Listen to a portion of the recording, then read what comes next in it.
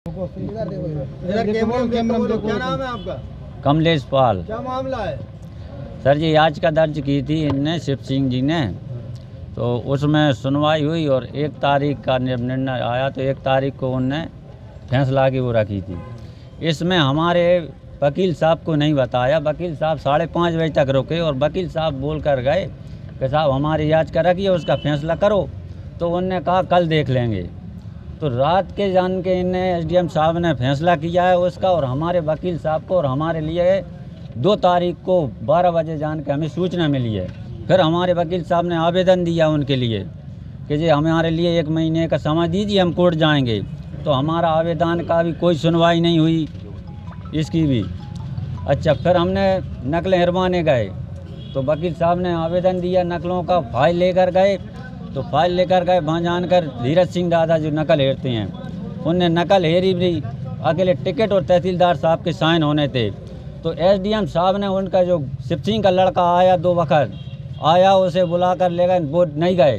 फिर तहसीलदार साहब के बाबू जो एसडीएम साहब के बंटी भाई आए, उन्होंने कहा साहब बुला रहे हैं, तब भी धीरज सिंह दादा नहीं गए। फिर जिसके बाद में एसडीएम साहब के बाबू आया अंदर से, उसने कहा कि चलो साहब बुला रहे हैं, तब एसडीएम साहब के अंदर गया वो, और जान के उसे बीमारी का बहाना बनाकर भगा दिया। तो जहाँ किसी भी कर्मचारी ने, उनके बाबू ने, उसके धीरज सिंह के लड़के ने तक नंबर नहीं दिया हमको, मोबाइल नंबर।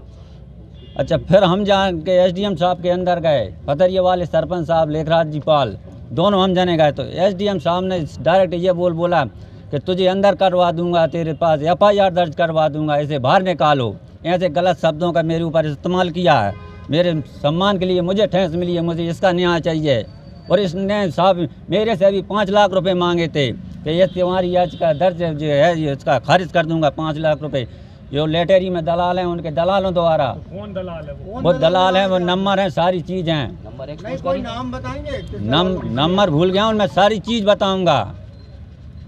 और गुलाबगंज वाले सरपंच साहब हैं, उनके पास भी फ़ोन गया है। बरेज वाले सरपंच साहब हैं, उनके पास भी फ़ोन गया है। ये सारी भ्रष्टाचारी है। आपके पास आया था या कोई कांटेक्ट हुआ था? तैसी हम गए, लेटेरी में बुलाया, हम इनके पास गए, एसडीएम साहब के पास। लेटेरी में मैं नाम याद भूल गया हूँ, मेरे पास मोबाइल में उनके सब है। मैं सारी चीज़ की जानकारी दूंगा। पारदर्शिता रखेंगे और जिन लोगों के माध्यम जो भ्रष्टाचारी किया है इनने, उनके एफिडेविट भी देंगे। मुझे इसका भ्रष्टाचार किया है, इसका भी न्याय चाहिए। उसके लिए हम लड़ेंगे। जहाँ